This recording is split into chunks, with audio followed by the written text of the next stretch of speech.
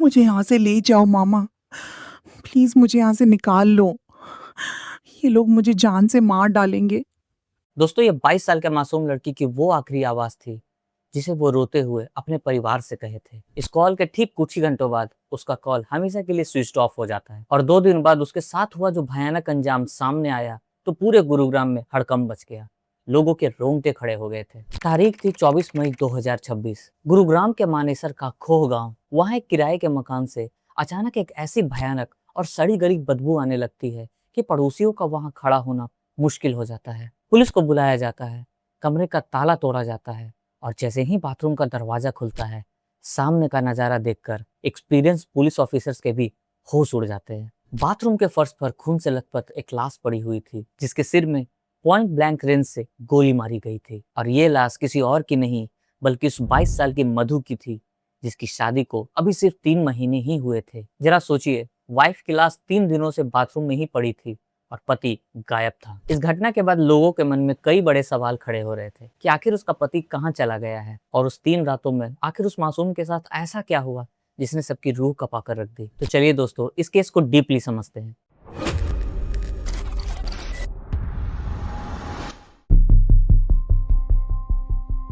दोस्तों, इस खौफनाक कहानी को गहराई से समझने के लिए हमें थोड़ा वक्त पीछे चलना होगा और जानना होगा कि आखिर मधु कौन थी। मूल रूप से हरियाणा के रेवाड़ी जिले के हंसाका गांव की रहने वाली और राजस्थान के अलवर से ताल्लुक रखने वाली 22 साल की मधु अपने परिवार की रीढ़ थी। उसने अभी अभी अपनी पढ़ाई पूरी की थी और उसके भाई और पिता अशोक उसके लिए एक अच्छा सा घर और वर ढूंढ रहे थे ताकि उनकी बेटी हमेशा खुश रहे। साल 2026 की शुरुआत में एक बिचौलिए यानी मझोले व्यक्ति के जरिए मानेसर के रहने वाले अंकित भगत का रिश्ता मधु के परिवार के पास आता है। शादी से पहले जब मधु के पिता ने अंकित के बारे में पूछताछ की तो उन्हें बताया गया कि लड़का बहुत सीधा है, शांत स्वभाव का है और अपने परिवार की खेती बाड़ी संभालता है। मधु ने भी अपने माता पिता की खुशी के लिए इस रिश्ते को अपनी मंजूरी दे दी। वो बहुत मासूम थी। उसने अपनी आंखों में एक नए घर, नए परिवार और अपने जीवन साथी को लेकर कई खूबसूरत सपने सजा रखे थे। आखिरकार 19 फरवरी 2026 को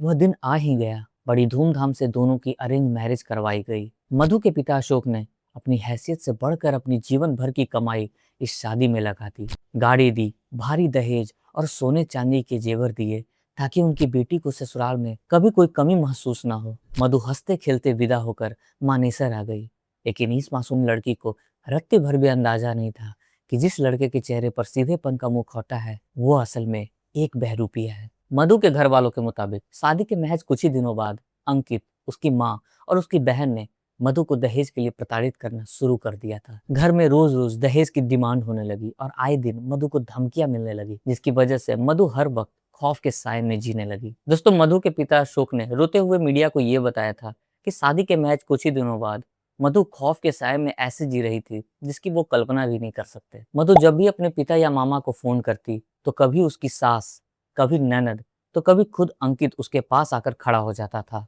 वो इतनी डरी हुई थी कि रोकर भी अपनी तकलीफें बयान नहीं कर पाती थी। फिर आता है 21 मई 2026 का वो काला दिन जब मधु सुबह सुबह रोते हुए अपने मामा को फोन मिलाती है। उस फोन कॉल पर मधु ने जो कहा उसे सुनकर किसी की भी रूह कांप जाएगी। मधु ने रोते हुए कहा कि मुझे यहाँ से ले जाओ वरना ये लोग मुझे मार डालेंगे। किसी को क्या पता था कि अपनी फैमिली से यह मधु की आखिरी कॉल होगी और उसके बाद मधु का फोन हमेशा के लिए बंद हो गया। 21 मई की दोपहर को पड़ोसियों ने देखा कि अंकित अपनी स्कूटी पर मधु को बिठाकर कहीं लेकर निकल गया है। इसके बाद से ही मधु का फोन हमेशा के लिए स्विच ऑफ हो गया था और वो कभी लौटकर वापस नहीं आई। उसी रात अंकित और उसके घर वालों ने मधु के पिता अशोक को फोन मिलाया और एक मनगढ़ंत कहानी सुनाती। उन्होंने फोन पर दावा किया, आपकी बेटी घर से सारे पैसे और सोने चांदी के गहने समेट कर किसी के साथ भाग गई है। मधु के पिता अशोक यह सुनकर पूरी तरह घबरा गए। उन्हें समझ नहीं आ रहा था कि उनकी संस्कारी बेटी ऐसा कदम आखिर क्यों उठाएगी। उनके दिल को ससुराल वालों की यह बात बिल्कुल भी हजम नहीं हो रही थी। बिना कोई वक्त गवाए 21 मई को ही मधु के घर वाले सीधा मानेसर पुलिस स्टेशन पहुंच जाते हैं और उन्होंने गुमशुदगी की रिपोर्ट दर्ज करवाई। जब पुलिस ने अंकित को पूछताछ के लिए बुलाने की कोशिश की तो अंकित पुलिस के सवालों का सामना करने के बजाय 22 मई को ही अचानक वहां से रफू चक्कर हो गया। जब पुलिस ने अंकित के घर के आसपास के पड़ोसियों से पूछताछ की तो एक बहुत बड़ा खुलासा हुआ। पड़ोसियों ने साफ बताया कि उन्होंने 21 मई को मधु को अंकित के साथ ही स्कूटी पर जाते देखा था। इसका मतलब साफ था कि घर से भाग जाने वाली कहानी पूरी तरह से झूठी थी। मधु खुद अपनी मर्जी से नहीं गई थी, बल्कि अंकित उसे बहला फुसलाकर अपने साथ लेकर गया था। इसी बीच पुलिस इन्वेस्टिगेशन में एक और ऐसा चौंकाने वाला मोड़ आया जिसने सबके होश उड़ा दिए। पता चला कि अंकित ने पिछले 2 साल से मानेसर बस स्टैंड के पास कासन खोह रोड पर एक कमरा किराए पर ले रखा था, जहां वो अपनी लिव इन पार्टनर रजनी के साथ रह रहा था। स्थानीय लोगों ने पुलिस को बताया कि 22 मई की रात को उन्होंने अंकित और उसकी पार्टनर को एक बच्चे के साथ उस किराए के कमरे पर बाहर से ताला लगाकर बेहद जल्दीबाजी में कहीं भागते हुए देखा था। इस इंसिडेंस के ठीक 2 दिन बाद उस बंद कमरे से भयानक और सड़ी गली बदबू आने लगी। 22 मई रविवार की दोपहर को जैसे ही मानेसर थाना पुलिस वहां पहुंची और दरवाजा तोड़ा, तो अंदर का नजारा देखकर अनुभवी पुलिस अफसरों के भी रोंगटे खड़े हो गए। अंदर बाथरूम में मासूम मधु की कई दिन पुरानी डिकम्पोज्ड बॉडी पड़ी हुई थी। शुरुआती जांच और चोट के निशान से यह तो साफ था कि मधु को पॉइंट ब्लैंक रेंज से गोली मारी गई थी। अब पुलिस के हाथ में एक बेजान लाश थी, एक बंद कमरा था और फोरेंसिक सबूत थे। लेकिन सबसे बड़ा सवाल तो अभी भी हवा में तैर रहा था कि आखिर अंकित और उसके लिव इन पार्टनर कहाँ गायब हो गए, और क्या अंकित ने ही इस डबल लाइफ के राज को छुपाने के लिए अपनी ही पत्नी की राइट टू डेथ की यह खौफनाक स्क्रिप्ट लिखी थी।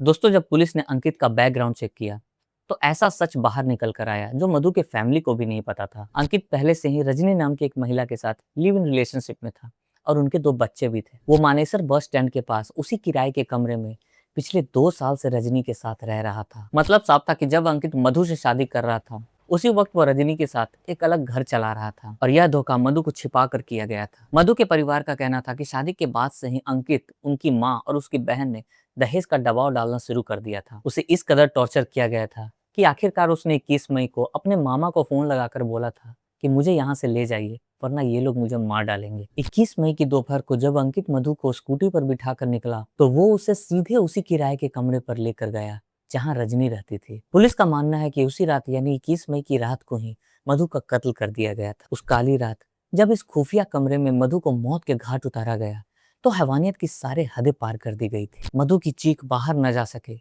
इसलिए कातिलों ने उसके मुंह में कपड़ा ठूंस दिया था। इसके बाद मधु के सिर में पॉइंट ब्लैंक रेंज से गोली मार दी गई थी। यही नहीं, हत्या करने के बाद अंकित और रजनी तुरंत नहीं भागे।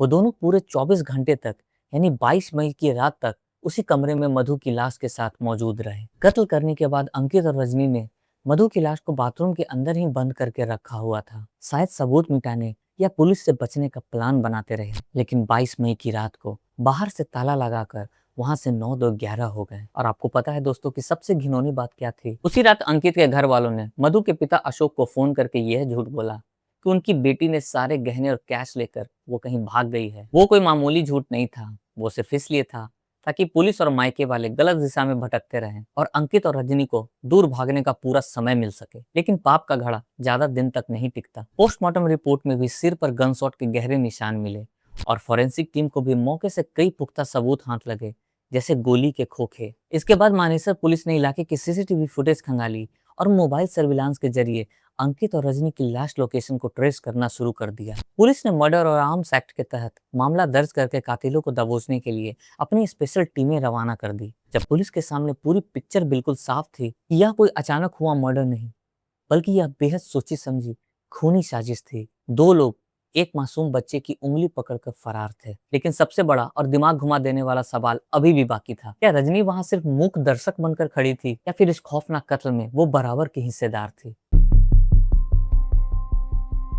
दोस्तों, अब वो हिस्सा जो इस पूरी कहानी का सबसे बड़ा सेंटर पॉइंट है, यानी इस खौफनाक हत्याकांड का मोटिव। मधु के परिवार का सीधा आरोप है कि इस खौफनाक हत्याकांड का मास्टरमाइंड और स्क्रिप्ट राइटर कोई और नहीं बल्कि अंकित की लिव इन पार्टनर रजनी थी। जब रजनी को पता चला कि अंकित ने उससे यह बात छिपाकर मधु से चुपचाप शादी कर ली है तो उसने फैसला कर लिया कि मधु को रास्ते से हटाना ही होगा। परिवार का दावा है कि रजनी ने ही मर्डर का यह पूरा प्लान तैयार किया था और अंकित ने उस खौफनाक प्लान को बेरहमी से अंजाम दिया था। अगर कहानी के दोनों पहलुओं को अच्छे से समझा जाए तो एक तरफ वो औरत थी जो पिछले 2 साल से अंकित के साथ रह रही थी, जिसके 2 बच्चे थे और जिसने अपनी पूरी जिंदगी अंकित के भरोसे छोड़ रखी थी। लेकिन अंकित ने उसे धोखा देकर दूसरी शादी कर ली थी। दूसरी तरफ अंकित और उसके घर वाले मधु पर लगातार भारी दहेज का दबाव बना रहे थे। मधु के परिवार का साफ कहना है कि अंकित का मकसद सिर्फ और सिर्फ दहेज ऐंठना था, जबकि ये दोनों चीजें एक साथ मिलती हुई दिख रही थी। यानी रजनी का गुस्सा, उसका डर और अंकित का लालच। नतीजा ऐसा हुआ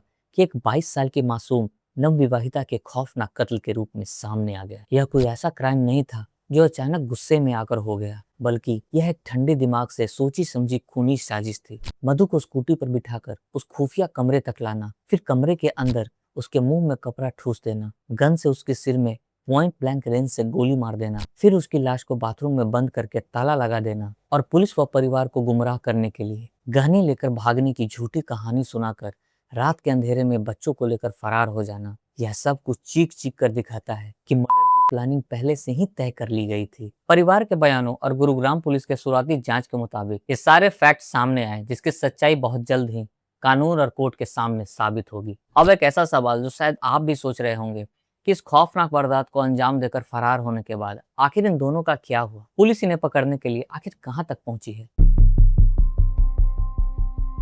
दोस्तों, इस दर्दनाक घटना के सामने आने के बाद मधु के परिवार के लिखित शिकायत पर मानेसर पुलिस स्टेशन में आधिकारिक तौर पर यह मामला दर्ज कर लिया गया है। मुख्य आरोपी पति अंकित भगत और उसकी लिव इन पार्टनर रजनी के खिलाफ हत्या और आर्म्स एक्ट के तहत मुकदमा दर्ज किया गया है। पुलिस ने मधु की लाश का पोस्टमार्टम करवाकर शव को अंतिम संस्कार के लिए सम्मान पूर्वक परिवार के हवाले कर दिया गया था। इसके साथ ही क्राइम सीन यानी उस खुफिया कमरे के बाथरूम से मिले सभी फॉरेंसिक और साइंटिफिक एविडेंसेस को पुलिस ने अदालत के सामने पुख्ता गवाही के लिए अपने कब्जे में ले लिया है। लेकिन दोस्तों, ये केस अभी भी पूरी तरह एक्टिव है और कड़वा सच तो यह है कि इस कत्ल की खौफनाक स्क्रिप्ट को अंजाम देने वाला अंकित भगत और उसकी लिव इन पार्टनर रजनी अभी भी कानून की गिरफ्त से फरार चल रहे हैं। मानेसर पुलिस की कई स्पेशल टीमें साइबर सेल के साथ मिलकर उनके मोबाइल सर्विलांसेस, डंप डेटा और दिल्ली जयपुर हाईवे की सीसीटीवी फुटेजेस के जरिए उनकी लास्ट लोकेशन को लगातार ट्रेस करने में जुटी हुई है। हरियाणा, राजस्थान और उत्तर प्रदेश के संभावित ठिकानों पर लगातार छापेमारी की जा रही है,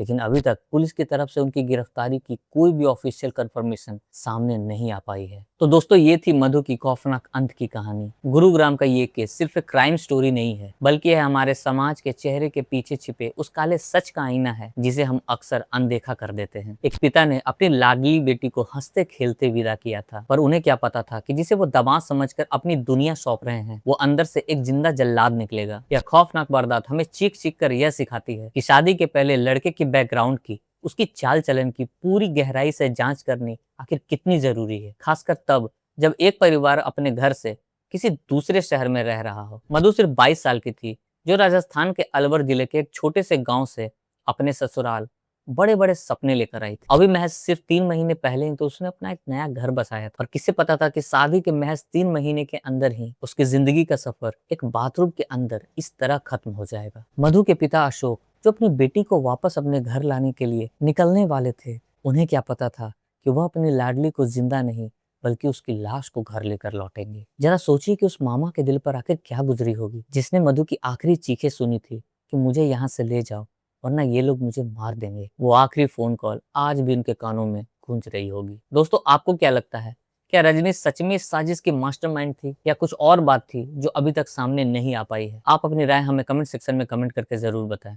और अगर आपको वीडियो इन्फॉर्मेटिव लगे तो वीडियो को लाइक जरूर करें, और अगर आप हमारे चैनल पर नए हैं तो हमारे चैनल को जरूर सब्सक्राइब करें, ताकि क्राइम से जुड़ी सारी कहानियां आप तक पहुंचती रहें। मिलते हैं नेक्स्ट वीडियो में। जय हिंद।